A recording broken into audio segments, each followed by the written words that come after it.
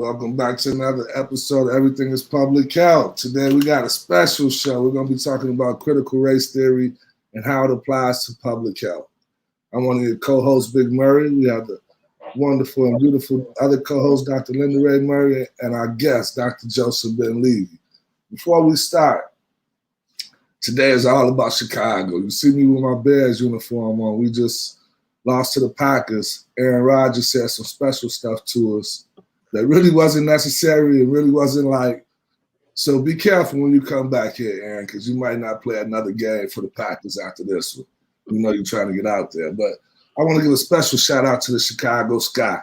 Our women's team won the WNBA Finals. I've been calling all my guys and telling them Candace Parker is the most accomplished basketball player from Chicago, over Terry Cummins, Isaiah Thomas, Marcus Liberty, D. Rose, Ronnie Fields, Anthony Davis, and even our own public health guru, Matt Green. They ain't got nothing on Candace, so shout out to Candace. How's everybody doing today? Doing great. I want to say a little something else about the Sky. Sure. Because I think it's important. If people that follow sports, the WNBA in general, not just the Sky, this is a league that together in a united way, Black, white, Latina, have stood against sexual harassment and abuse. They stood against racism. They supported Colin Kaepernick. They have a consistent process of always calling out social justice. And it's just a shame that the Chicago media didn't give them any pub, even when they were going into the finals and the playoffs. The other thing I'll say, I know their tickets may be popular now after they won, but I will say as someone who's been to a few games, not only are the games financially easier on your wallet, it's a very family-friendly place. A lot of kids, a lot of boys and girls, young preteens at the games, having fun. So I encourage you to come on out and support the WNBA. And if you just want to see good basketball, women's basketball is much better than professional in terms of the fundamentals and learning the game. You know, Dr. Ben Levi, what's going on, man? Tell us. I know you've been on here. We rock and roll a lot, but tell us a little something about yourself before we start for all our new people. All right. Well, I am a professor at Northeastern Illinois University. I've been there now for, I've probably been there 35 years altogether. But I teach African and African American studies, philosophy, and I teach sociology. At least those are the departments I'm officially in. That doesn't mean, I teach a lot of different things, except math and some of the science classes, but I teach a lot of different things. But those are the official things that I'm in. And I'm happy to be here. I'm always happy to be with the Murrays. We become like family over these years. And I welcome the opportunity to come and talk about what I think is a very vital issue, because it's in the news right now. It's hot. Everybody's talking about it, but very few people know about it. And so if I may, I'd like to just go into a short little thing on it. Okay, so this is critical race theory. Why is everybody so jumping up and down crazy about it? First off, critical race theory, for those who want to argue about it and fuss about it, they like to say this starts out with the Frankfurt School in Germany. The Frankfurt School in Germany were a group of men, some of whom had formerly been Marxists, who in 1923 formed this organization, and they developed an idea called critical theory. Well, the problem I have with that whole analysis is that W.E.B. Du Bois, the great Dr. W.E.B. Du Bois, was talking about critical race theory before these German individuals were even embryos. You understand? Even a notion. W.B. Du Bois, when you read The Soul of Black Folks or any of a number of things he did, the Negro, the works that he had been doing, Reconstruction in Black America, all these things that he was doing critical race theory. Now, even before him, if you go back and read David Walker's Appeal, 1829, to the Colored Citizens of America, that is critical race theory. When you read people like Martin Robeson Delaney, You know, 1879 and the Principia of Ethnology, he is talking critical race theory. The great Honorable Marcus Mosiah Garvey in Philosophies and Opinion is talking critical race theory. You understand? So there are people who've been talking critical race theory before the thing even had a name. So when they want to jump up and say, well, you know, it comes out of these Germans, well, excuse me, but hell, if you study any discipline in the academy, what you look at the foundation is a bunch of damn Germans.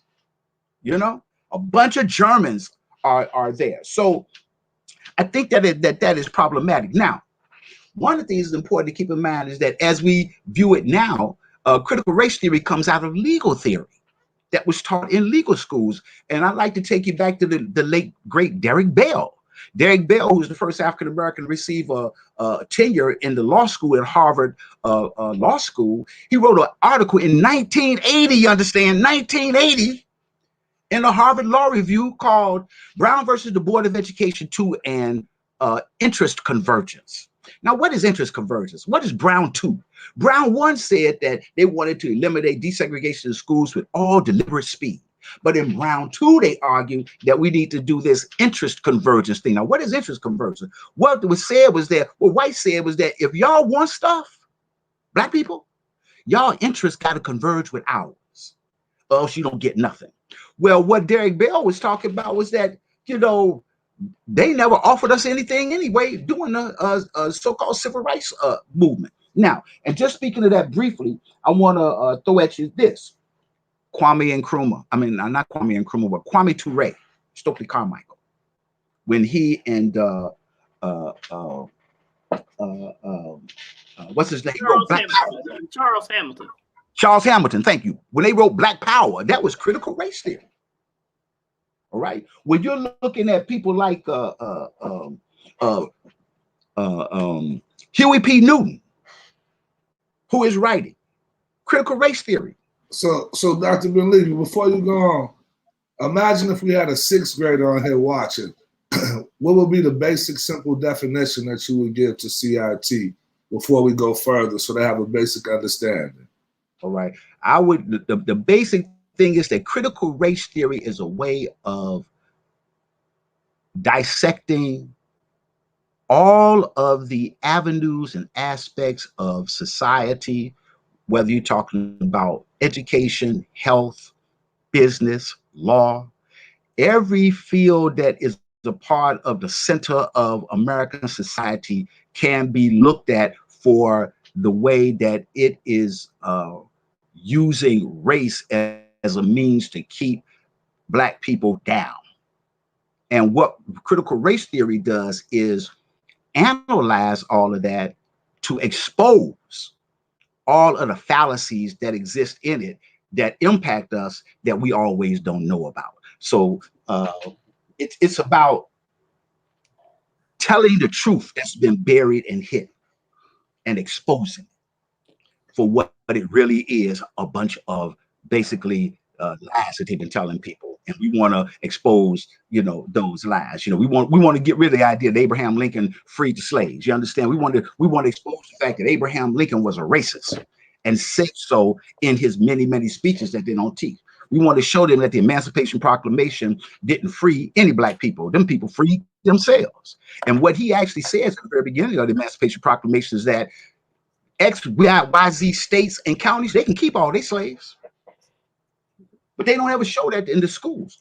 We want to expose the fact that Thomas Jefferson wasn't all of that, you know, that they make him out to be, besides the fact that, you know, he was kind of a rapist. And so was George Washington. He chased after a woman on a judge forever. And I believe it was because he was messing around with it, because he did have a black son they don't like to talk about. So exposing that will do what, though, for this younger generation or the generation? Like, I'm sorry, go ahead, Doc. I was going to say, first of all, I was really looking forward to tonight's podcast, because Dr. Ben Levi is unlike me. I'm a physician. Dr. Ben Levi is a scholar in this area, and I was looking forward to his discussion. Let me sort of tell it from my point of view just a little bit. You know, this is all in the newspaper now, but all of the people that Dr. Ben Levi mentioned, Du Bois and David Walker and Delaney, These are people that I read in high school when I was high school and college age. Not that it was taught, but I read it then. I was a child of the 60s, and that's what we read. And so I will say this, I'm not an academician. I'm a physician. I'm practicing, doing my stuff in healthcare, and I begin to hear about this term critical race, because back in the day we didn't say Du Bois is critical race theory. That's not the language we use. So the fact that Dr. Ben Levy brings up Derek Bell and Harvard is important. I want to just give a little background on that. So and this often happens in academia because academic scholars, they're trading in ideas, and they're having debates, and they're discussing and analyzing things, and they add on to each other. But those of us that are not directly in academia and scholarship, we don't necessarily pay attention to all of this. So what my understanding with what happened at Harvard with Derek Bell, there was a little political kerfuffle, and he left Harvard. There's some tenure problems or something, I don't quite remember. And he had been teaching a course, just as Dr. Ben Levy said. The position, the key thing behind what we're talking about is to say you cannot understand anything in American history without understanding racism and the role of racism, because racism is part and parcel of this country and of capitalism. That's the essential lesson in all of those ancestors that Ben Levy was mentioning. So Derek Bell is sitting there at Harvard Law School, and he's teaching a course, I believe it was on constitutional law. And what he said is, look, you can't understand the U.S. Constitution if you don't understand American racism. He leaves the university, and the students, the students of color, the Latino, Black, Asian students said, whoa, we want this course back. We want this kind of stuff taught, and we don't like the way you treated Bell. So there was a whole movement, and in fact, the students organized an alternative course that wasn't part of the official Harvard. So that's why my understanding, in recent history, this critical race theory has been considered part of the legal lexicon and scholarly discussion. But I certainly agree, because when I'm sitting here reading about this is before it became under attack recently, but when I'm sitting here reading about this as this developed in the 80s, 90s, I'm sitting here saying, like, well, this is clearly flowing from Du Bois, it's flowing from our history of African scholars. And to be honest with you, it's part of a movement that Native Americans call it decolonization. You have to decolonize our academic thought. Then you don't be going back to Germans. So this is not new. I want to make that clear.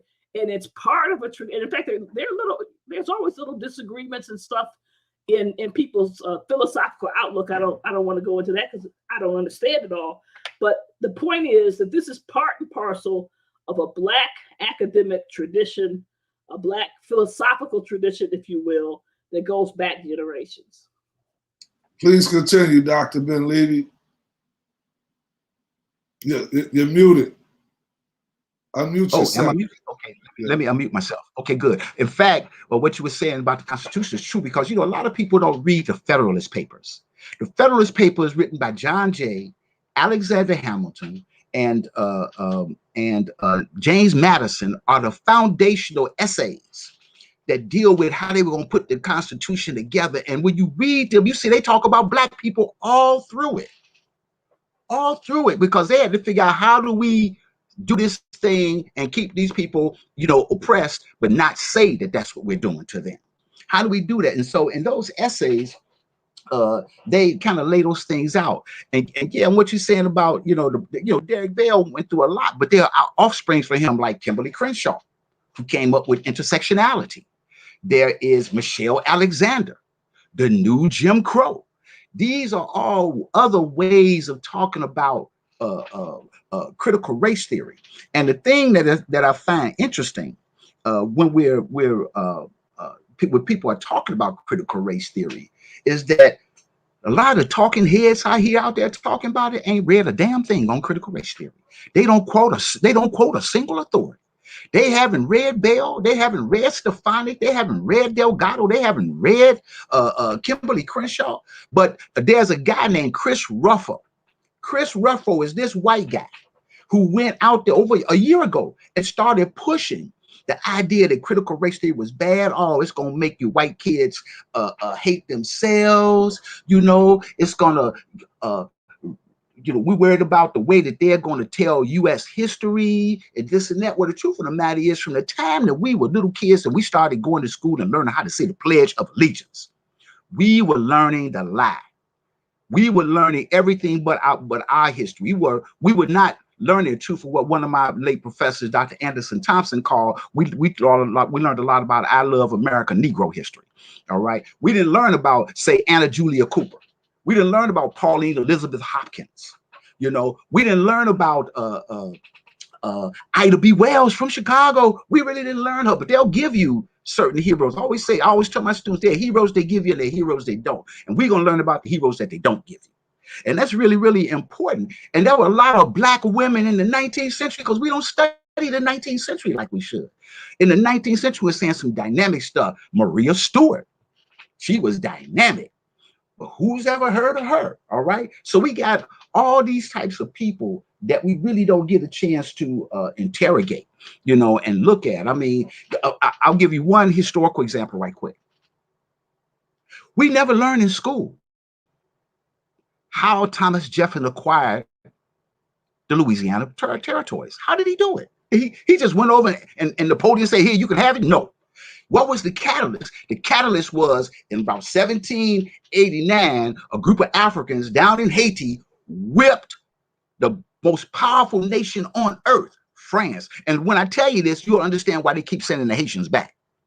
All right. They defeated them. The consequences of France losing its most important and significant territory in Haiti was that they were broke. So since his crack troops of Napoleon's crack troops got defeated in Haiti, he lost the Battle of Waterloo because he didn't have any men. So Thomas Jefferson was able to go to him and say, look here, man, I understand that you broke now.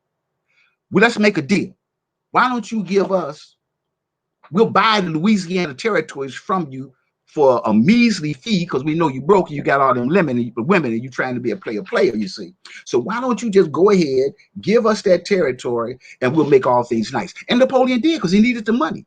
But if it wasn't for the fact that the Haitians had, those Africans in Haiti had defeated Napoleon to become the second independent nation in the Western Hemisphere and the first Black independent nation in the Western Hemisphere, you know, but that's something that they don't like to tell us in the history. And so consequently, when you see them keep throwing them Haitians back, they know that the Haitians are warriors and they're worried about that.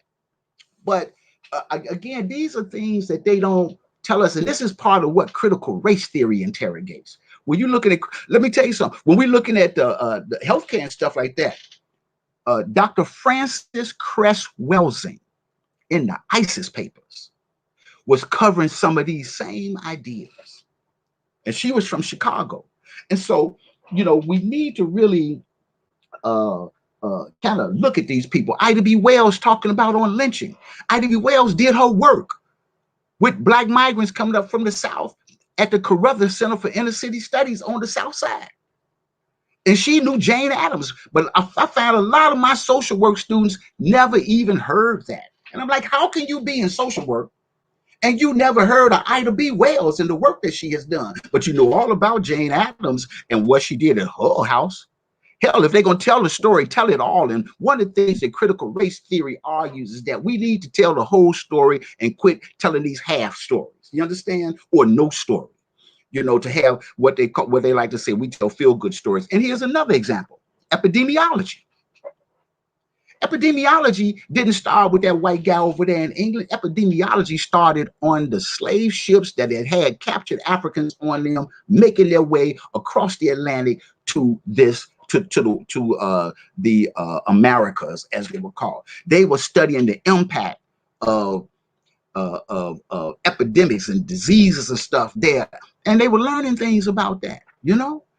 And this is how they you know, we fail to realize that if it weren't for Black people, damn near 99.9% of what they do in medicine would not be known. From the time that they were learning how to do anatomy and physiology by digging up Black bodies and dissecting them. I mean, or what they did with their poor sister, that they call Sarah Bartman. and how they messed up that lady. And then after she died from all that trauma and stuff, they embalmed her body and preserved it, still preserved. So all these things I think are important for us to understand. That's not to mention people like James Marion Sims, right, who is considered the father of obstetrics and gynecology, when what he did and the stuff he did to Arnica and Bessie and those ladies and stuff like that, and what they did. And there were many others of them who poured off a lot of the same stuff, but see, they don't like to talk about that, and I can go into people like Immanuel Kant, you know what I mean, the Enlightenment philosophers and stuff. Immanuel Kant talked about Negroes real bad, said, we had thick skin, we didn't bleed real, we couldn't bleed bad, we didn't feel any pain, and we needed a whip to get us in order and stuff like that. But they don't teach that in philosophy class. I do. See, because there's certain stuff they don't teach about them people, than the things that they said. Karl Marx, in fact, was a journalist. Karl Marx never talked about the Haitian Revolution. And it happened during his lifetime.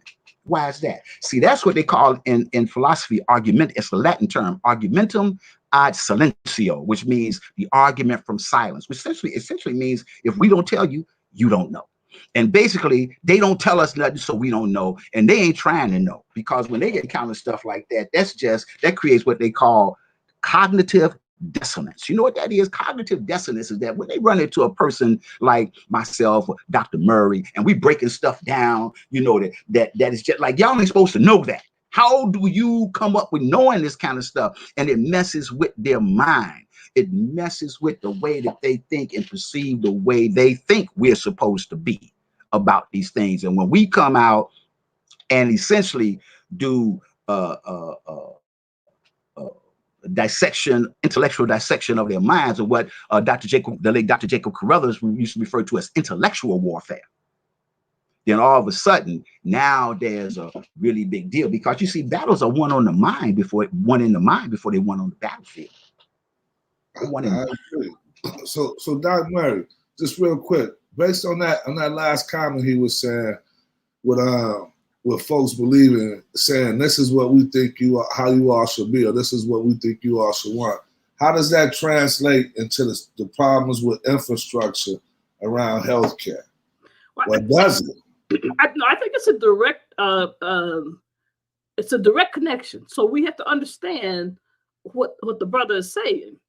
Let me be clear. This is not something like, well, we got to have Black history.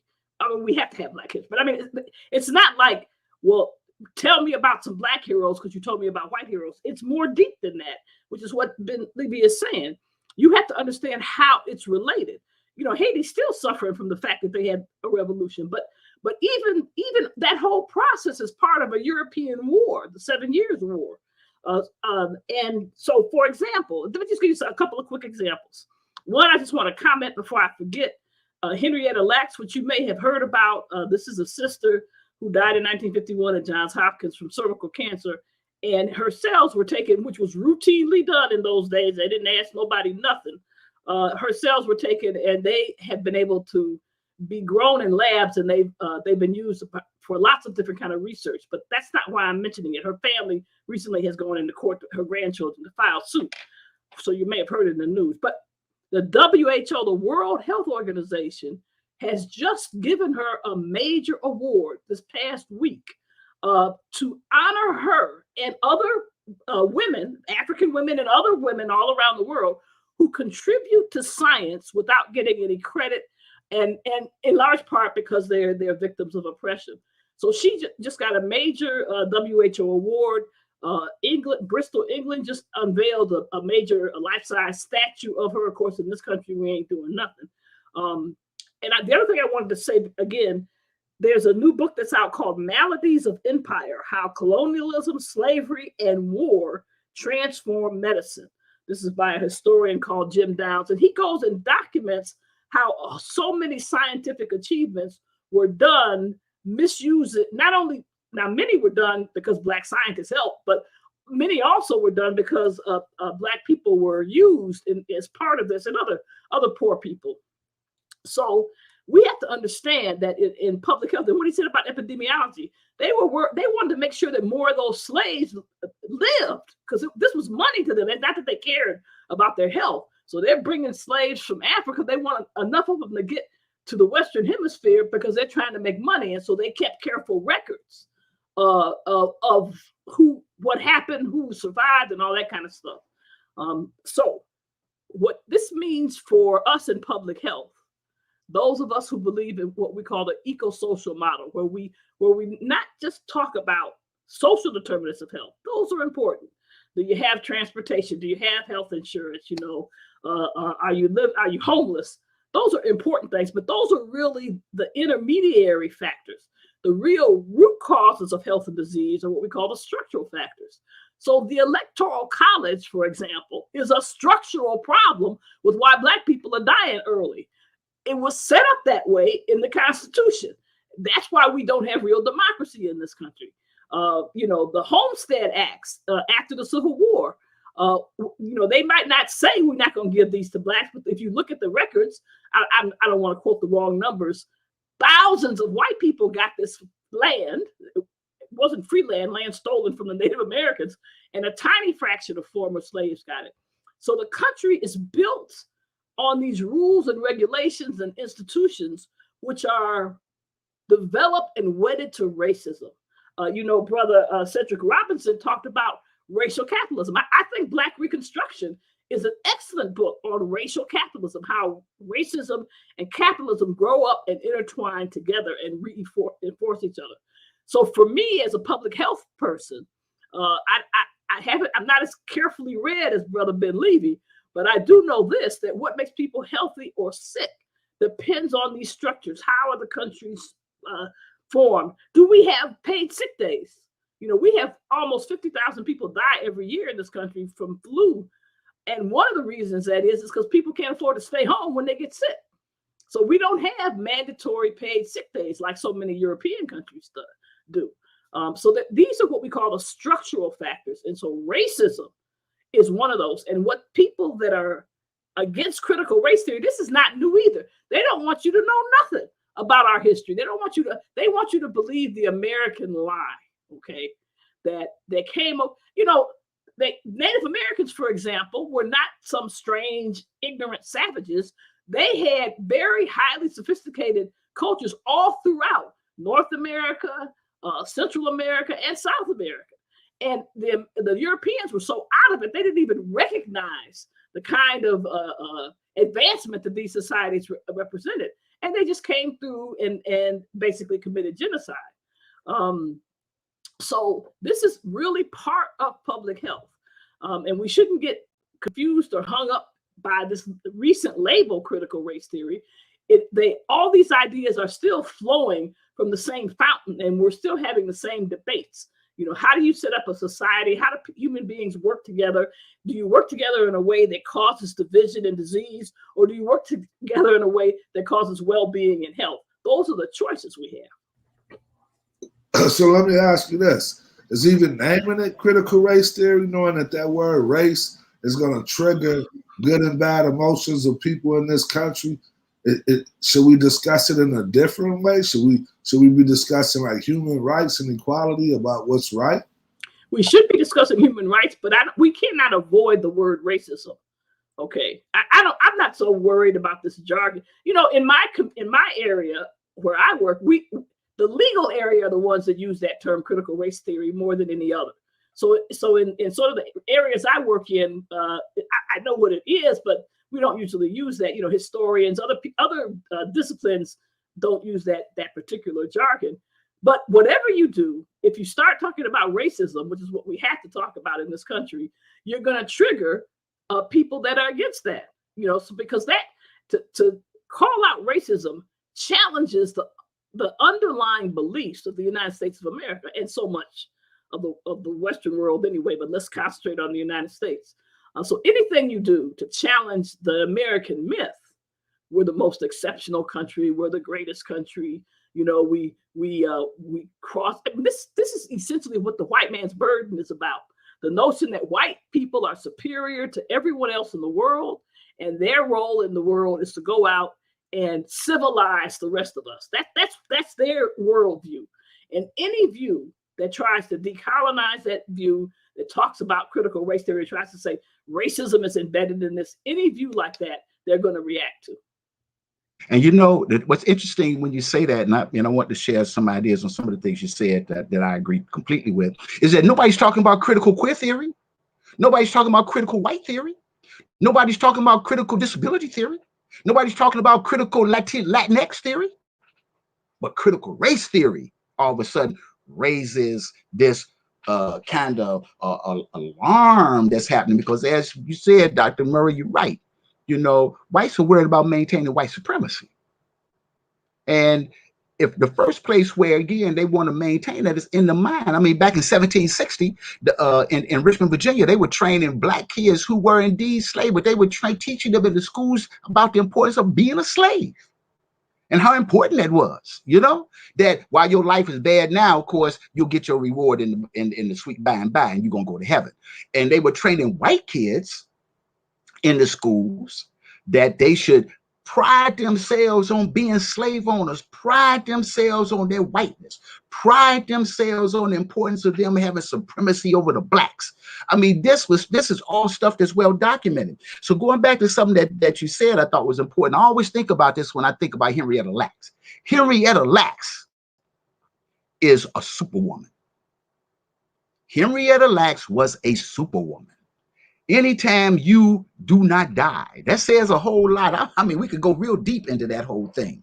I think that the other thing, and you mentioned this about what happened here with the indigenous peoples here. You know, capitalism as we know it and mercantilism as we know it did not exist until the advent of the slave trade.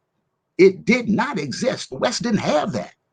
All right. And so you mentioned about what happened to the indigenous people. Two things come to my mind. One is Bartolome de las Casas.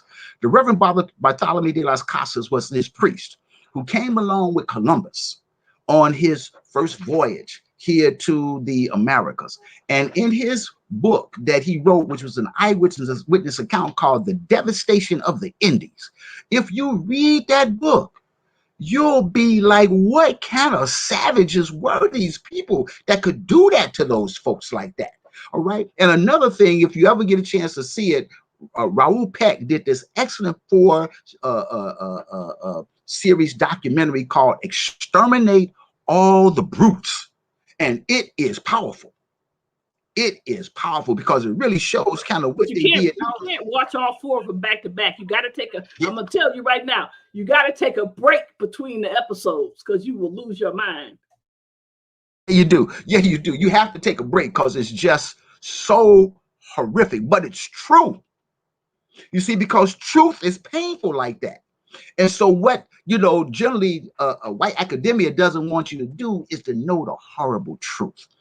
You know, they'll tell you all these terrible things about they'll say like, well, you know, Africans enslaved other Africans, and I always ask them, what Africans you talking about? When you say Africans, most Africans don't know that they're Africans. They'll tell you that they're Fon or Efik or Yoruba or Hausa or whatever. And that's the way it was back then. And while there indeed were some who were complicit, but they don't tell you about is the overwhelming number of those who fought to make sure that their people didn't go through that. And even the ones who were complicit, when they ran out of people, they enslaved them too. The Europeans didn't care. You know, they didn't care at all. They were out for the money. And I think that that's really, really important for us to understand. And so when we look at this in relation to healthcare, we have to really understand, you know, Dr. Joy Dugarry wrote a book called Post-Traumatic Slave Syndrome. And in her book, Post-Traumatic Slave Syndrome, she explores how the trauma and distress that we have dealt with over generations still impacts us now. I mean, when these people turn around and after, you know, Dr. Murray and I, see, we was here in 1964 and stuff when Lyndon Johnson signed that, you know, Voting Rights Act. And then damn near, 50-something years later, they saying we're going to do everything we can to make sure that y'all don't vote. But yeah, we supposed to be citizens. And yet they saying they're going to take away not only our right to vote, but damn near our right to do anything. And why? Because they're afraid that we might become aware, you know, that, you know, hey, check it out. You know what being woke means? Black people was talking about being woke in 1930. Being woke means being aware, being conscious. And so what they want you to do is be unconscious. Now, who would want to be sleep when they can be woke? But see, some of us don't know that because we ain't looked at the history of this. We fail to realize that African-American language is what makes American Standard Dialect a language. You know, look at they out there talking about getting a side hustle. Where the hell they get that from? We done had side hustles in our neighborhood since forever. But now all of a sudden, this is my side hustle, and this is how much money I make off my side hustle, and all these types of, and there are many, many more things if you just are, if you're woke and you're using, you know, your eyes and you clean your glasses so you can see. We have had a major role in this country. This country would be nothing without us, you know. And what's happening is that they're beginning to see that there's this movement, this awareness that's going on, and they're worried because see, as long as they keep us asleep, you know, Dr. Wade Nobles, who's a Black psychiatrist, he defined power as the ability to define reality and have someone else accept that definition of reality as if it were their own. And so, look here, you got these folks out here who are really clamoring to, you know, get all this stuff, and failing to realize that, oh, my battery's getting low. Okay, good. And failing to realize that, you know, without the work that we have done and contributed, it wouldn't happen. Here's another example. Most of you out there listening to this have spent a lot of time in school learning about the civil rights this, the civil rights that, this and that. Dr. King, they're usurping Dr. King. It's not the color of your skin, but the content of your character. Look here, them people hated Dr. King when he was alive. They hated him. They wanted him dead. They wanted him dead. You understand? But at the same time, you don't read anything in your books about the Black Power movement. You know, because those of us who were part of the Black Power movement, and I was one of those. I think that Dr. Murray was one of the members, people who was involved in Black Power, because we were young and we were in the Black Power movement. You know, we didn't think very highly of begging the government for anything. You cannot use moral suasion to persuade people who have no morals how to be moral. How you gonna do that? All right, and we still doing it, and so they select leaders for us. Except leaders, they don't let us select our own leader. And when we did select our own leaders, what they do, they kill them. You know, they kill them. They were really, really concerned about Fred Hampton. Because Fred had a, you know, they didn't like the fact that what the Black Panther Party really was not some militant Black party wanting to overthrow the government. It was a party that was dealing with the needs and the issues of all oppressed people, wherever they may be. And they went about the business of doing that. And when Fred Hampton got the Puerto Ricans together, he got the Appalachian whites together, they were like, oh, hell no. We got to stop this. And he was only 21 years old. And Edward V. Hanrahan, see, they didn't even call his name in the movie. See, Edward V. Hanrahan and that goon squad that they put together under Richard J. Daley, Old Man Daley, they had to get rid of him. Because even Herbert Hoover, who was the head of the FBI, he was like, that Negro got to go, because Herbert Hoover said there will not be a Black Messiah to rise up in this nation while I'm alive. And every time somebody made a move, he made a move to crush him. And I want to remind people, the young people, I want to inform you, you know, organizing and mobilizing people is a important process. But after Brother Fred was murdered, the Black people in Chicago, in Cook County, actually, they voted Hanrahan out of office. You know, so because people aren't stupid. They see this stuff going on. One of the things that I think is so dangerous about this attack on critical race theory, because they've always wanted us not to know anything. As you teach more people about the real history of this country, which means understanding the role of racism and capitalism, when you do that, you threaten the whole power structure. That's what they're really concerned about. They're not concerned about their little babies growing up and feeling bad because they're white. That's what they say. That, you know, there's no little white boy that's going to be feeling have low self-esteem because he's a white male in this country. Not anytime soon. That's not what's going to happen. But they're worried about an attack on the powers that run this country and the world. And so for public health people, where we always say we want to get to the root causes of the problems. That's what we teach in our public health schools. You can't do that if you don't have the tools. And so while it's important to understand what tobacco does and to know how to do a good anti-tobacco campaign, you got to take some courses from Brother Ben Levi and other people like him, history courses, political science courses, economic courses. So you have the tools to really understand the structural foundations of the country, because these are the institutions and foundations that determine how people live and die. Unmute yourself. Oh, okay. Marcus has heard me say this. I have said it many times, that one of the things that I noticed is that there are no medical schools that train people to become physicians or whatever, that have a course that teaches these people the history of us on the real level. You know, none. And yet they bring people over here from India who come from a very deep caste system, who have a whole set of attitudes and views about us. These are people that don't even know us, but they've already established a view about us, and that permeates their views and their ideas. We got people who come into our school. 83% of the people who teach in our schools are white teachers. They're white women mostly, who don't know anything about us and bring their own type of prejudices into the classroom. And on top of that, they haven't learned anything in teacher education about us and about our history and who we are, what we're about. Or for that matter, learn the fact that if there would be no public education, hear me out, there would be no public education in the United States if it weren't for Black people. We started that. White folks didn't want their kids to go to school. We started that with our own money, with our own resources to train, to pay our own teachers. And look here, every single time that we did that as a people, as a community, the white folks got jealous and came in and burnt everything down, shot up people, lynched people, and ran them out of town. Almost every single case they did that. You know, everybody all of a sudden they got along, they learned about Black Wall Street, Tulsa, Oklahoma. Look here, the first Black Wall Street in the United States was Chicago, Illinois. We're the first Black Wall Street. Because when people were coming up from the South, they weren't running to Tulsa. They were running to Chicago.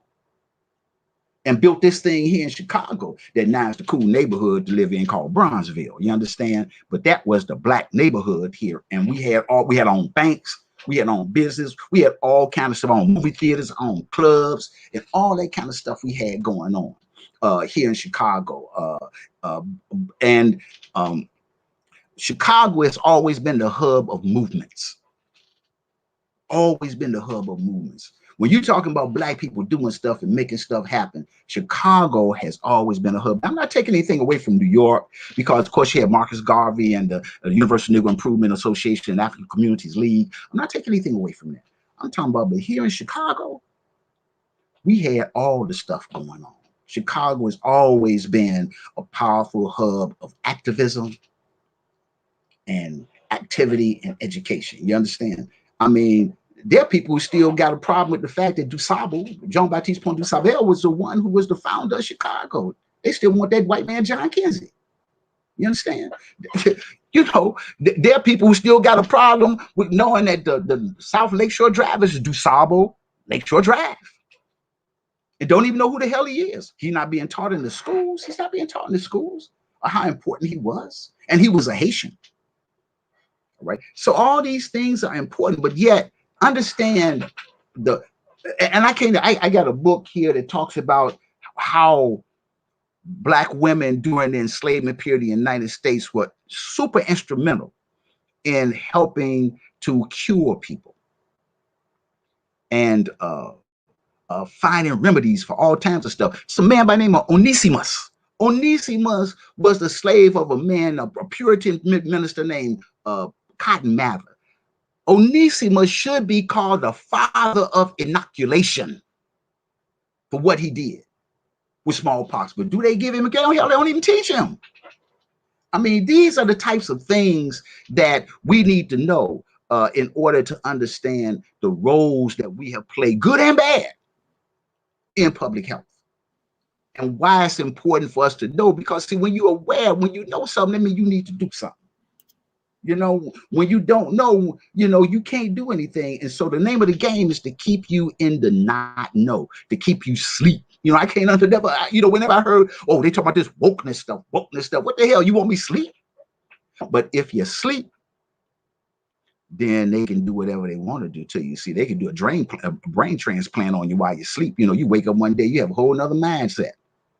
But if you woke, that's a problem. And the critical race theory is about asking the right questions. Because if you don't ask the right questions, you'll never get the right answers. You never will. I teach critical theory. I mean, critical thinking. That's one of the first things I teach my class. If you don't know how to ask the right questions, you never get the right answers. And most students go to school here in the United States and they ask no questions. I'm always amazed at the students who sit up with me like stumps on a log because they've been used to being in class. If you just shut up, you be quiet, you'll pass. Or you take the test, you pass. They ain't never trying to say stuff. And I'll say things that are meant to challenge them. I mean, stuff that is outlandish, and I never get a response. Not everybody, but I never get a response. And there's a whole difference in the rhythm that I get from my black students versus my white students. I'll give you a quick example, and then we can move on. I gave my class in philosophy an article on the fact that the ancient Egyptians were black, that Plato and Aristotle, so forth, learned from the ancient Egyptians, that the ancient Egyptians were people of the Nile Valley, and the people of the Nile Valley were African people, that they were blacks. They weren't Middle Easterners. They weren't, they're Middle Eastern and come up until the 1900s anyway, in terms of that term, or anything like that. They were black people that look like us in many ways, right? They can't even write on it. They can't even pull themselves to write on something like that. Because that's what cognitive dissonance looks like. I mean, they can't even imagine that. See, they've been looking at movies like a lot of us. See, we get our history from the damn movies. Quit looking at the movies and read some books. And I don't mean read no damn blogs. Read some books. You selling books? Read some books. Because there's a whole lot of stuff. I brought a bunch of stuff here that I can't talk about that I got here on the floor from my library. And this is just a small portion of it that I wanted to share, because there's some of this stuff that they don't even publish anymore.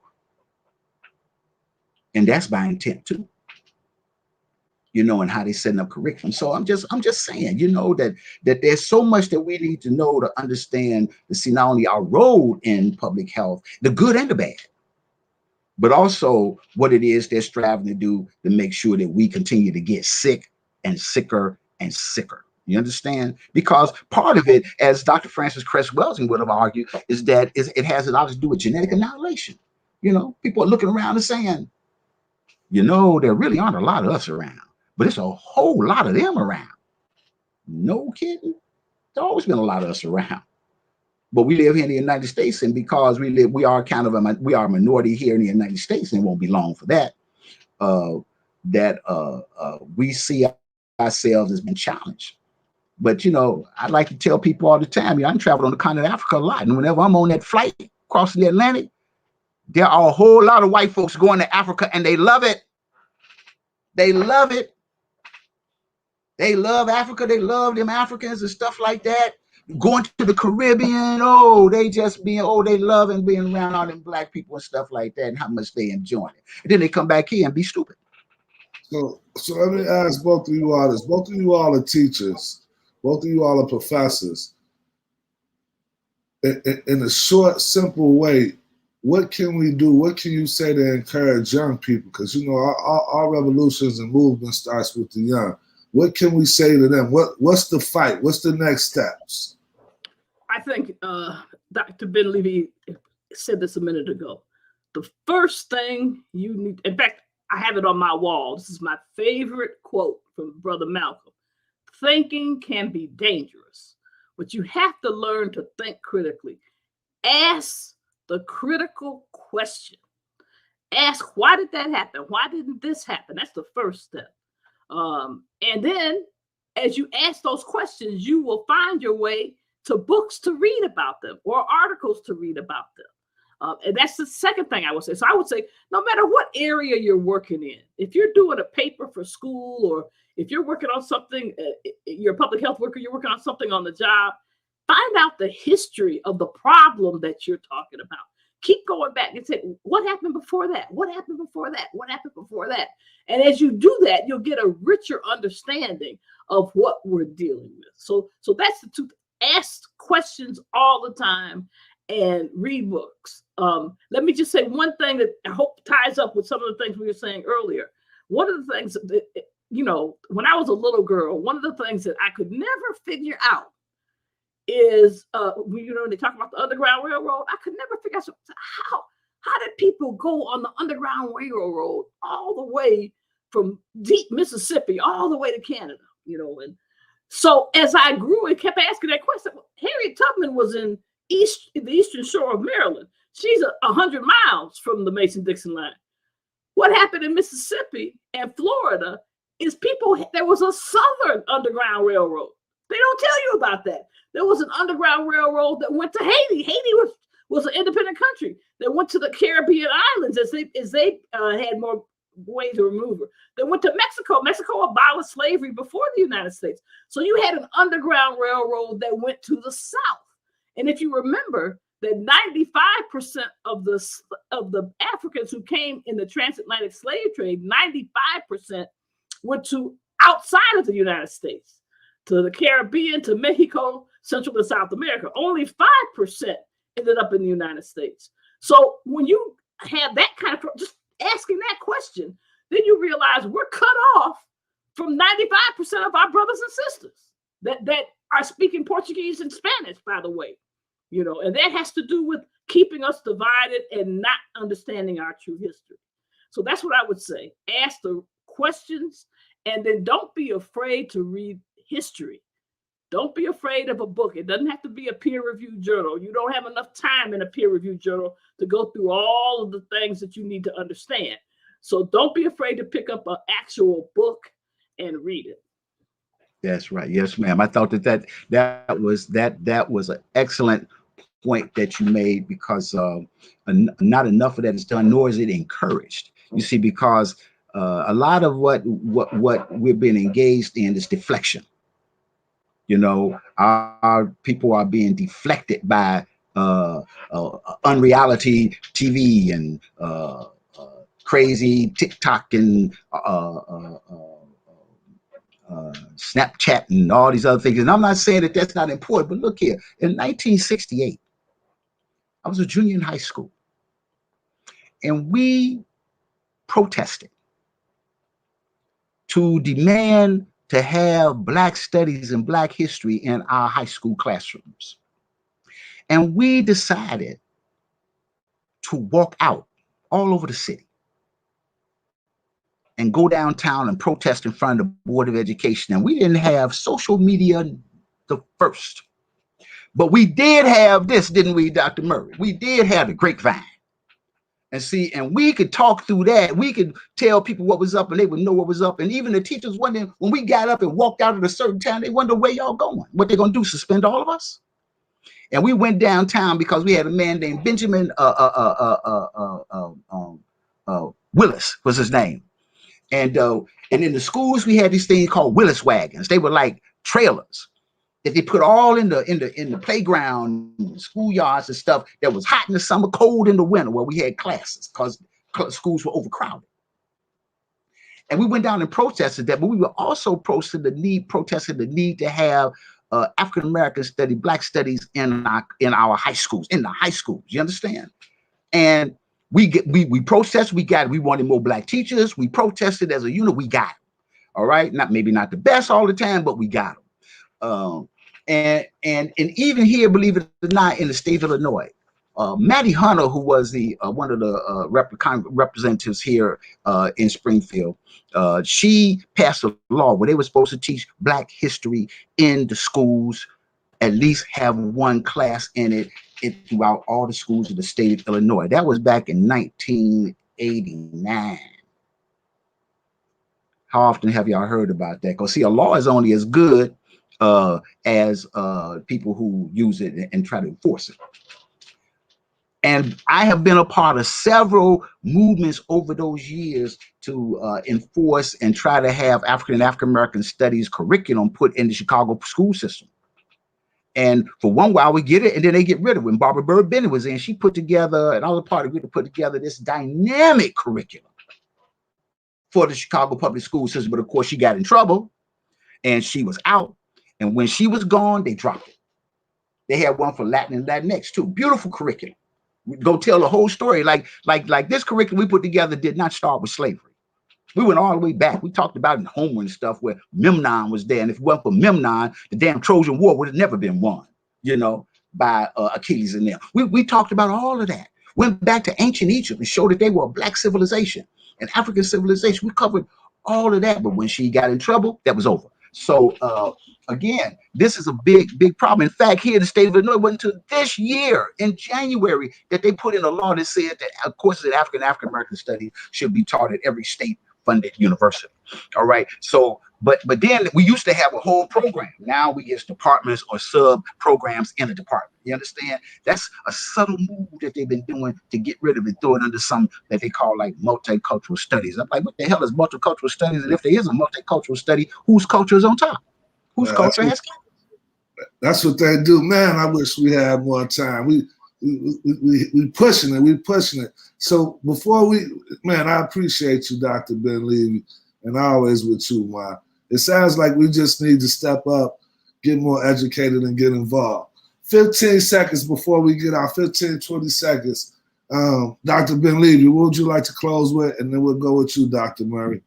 We got to keep it short today. Okay. Well, I'm going to say very shortly what I always tell my students, and that's this. That's what I teach you is not for today. It's for tomorrow. Because the things you don't understand today, you will understand tomorrow. So thank you all very much for having me. Dr. Murray? And remember, what you learn, what you talk about, what you teach yourself about, they can't take away from you. That's the biggest weapon we have to understand our history and the history of this country so that otherwise we can't dismantle the country and build what we need. Well, as always, I'm going to say this. Actually, I'm not going to say what I always say. I think as far as PB and YHP, we might try to put together a little book list and maybe try to email it out, get some information from Dr. Murray and Dr. Ben Levy to educate you people. And for young people, start networking more, start learning and understanding about thinking critically, and just, don't be afraid to speak up. And as usual, none of this stuff that we do with this podcast and just with PB in general couldn't be done without, our super producer behind the scenes, Intellectual Dre. He'll be graduating soon, man, and going to law school. We're so proud of him, like, you just don't know. So we're moving. Next month, the third Thursday, November 18th at 6 p.m. Come check us out. Come hang out with us. And until then, enjoy yourself. And then thanks, Dre.